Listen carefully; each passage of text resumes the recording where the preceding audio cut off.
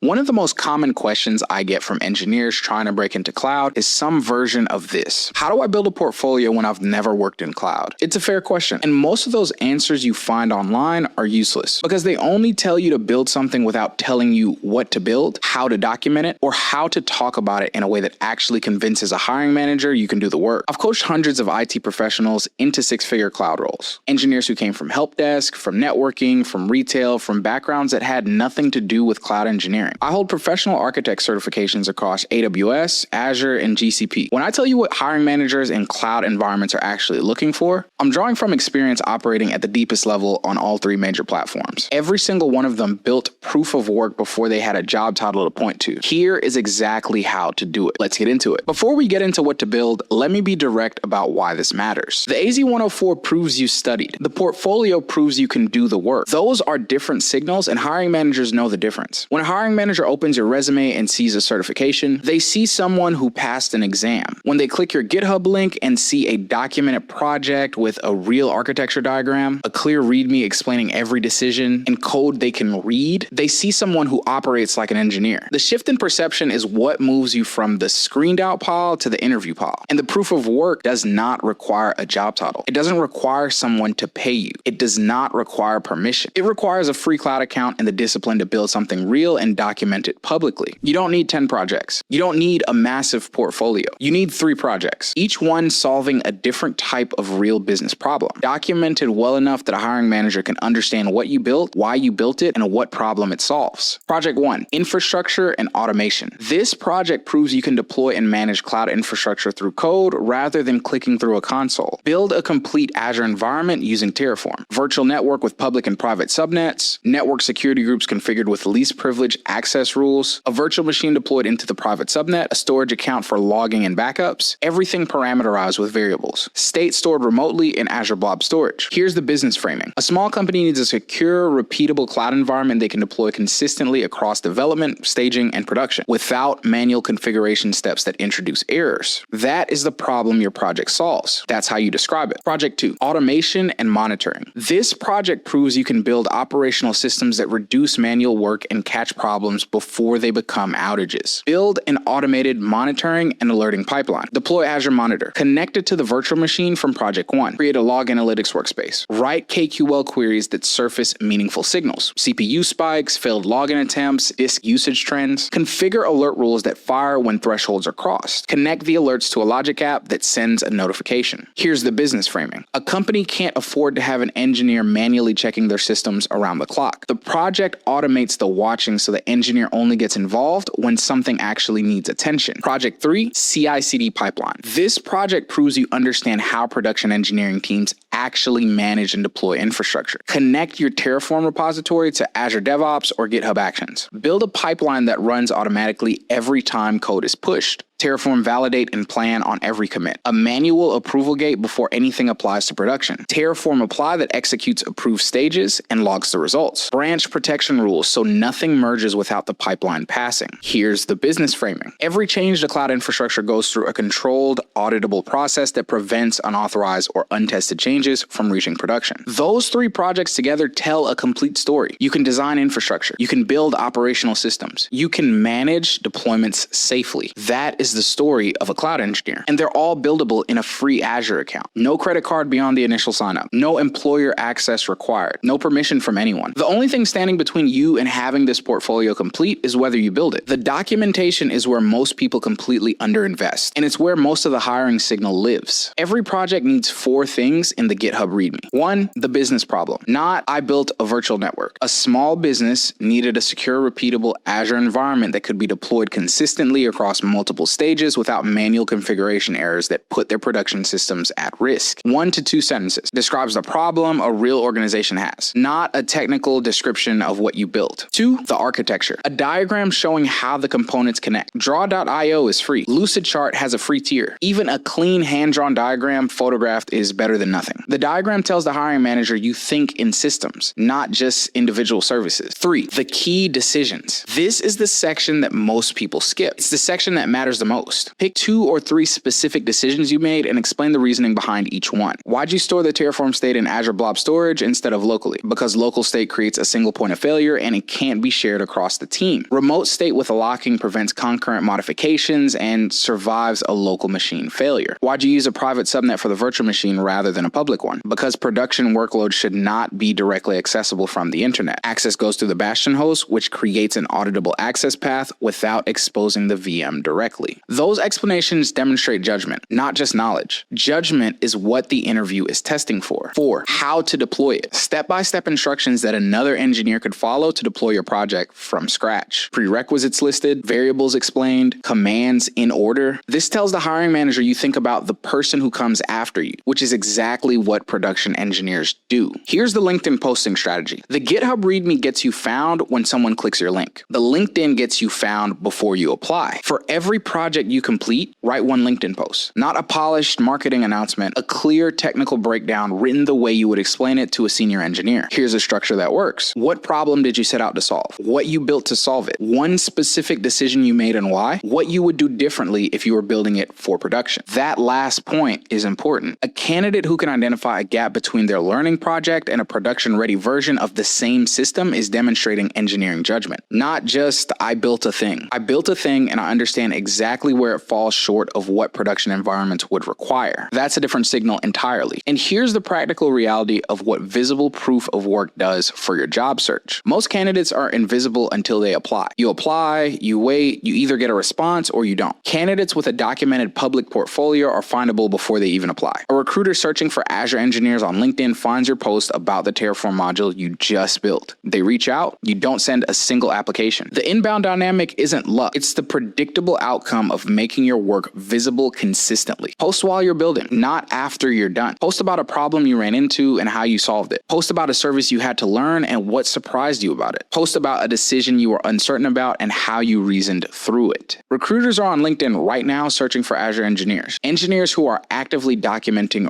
real technical work are findable before they apply. That's the difference between waiting for a response and getting reached out to first. Building the portfolio is step 1. Being able to talk about it clearly is what converts the interview into an offer. Before every interview, spend 30 minutes explaining each project out loud. Not reading from notes, explaining from memory. Walk through the business problem. Walk through the architecture. Name 2 or 3 decisions you made and why you made them. Name what you would do differently. Record yourself doing it. Watch it back. Find the parts where you slow down or go vague. Those are your gaps. Film them before the interview. When a hiring manager asks you about a project on your resume, the candidate who says, I deployed a virtual network with subnets and configured network security groups is describing what they built. The candidate who says, I was trying to solve the problem of inconsistent environment configuration across development and production, so I built a Terraform module that parameterizes every environment-specific variable, and then I had a problem with state management, and that taught me why remote state with locking is the only viable approach for team environments. Is demonstrating how they think. That's the answer that gets you hired. You don't need work experience to have that conversation. You need to have something real, documented why you made every decision, and practiced explaining it until the story comes out clean. There's one more thing worth saying about the interview that most people miss. Hiring managers are not looking for a candidate who's never made a mistake. They're looking for a candidate who recognizes mistakes, learns from them, and builds it better the next time. When you talk about what you would do differently, that's not admitting weakness. That's demonstrating the exact mindset that makes engineers trustworthy with production systems. The engineer who says, this project was perfect, is telling the hiring manager they're not self-aware. The engineer who says, next time I would add a remote backend from the start instead of migrating state halfway through because I learned the hard way how disruptive that migration is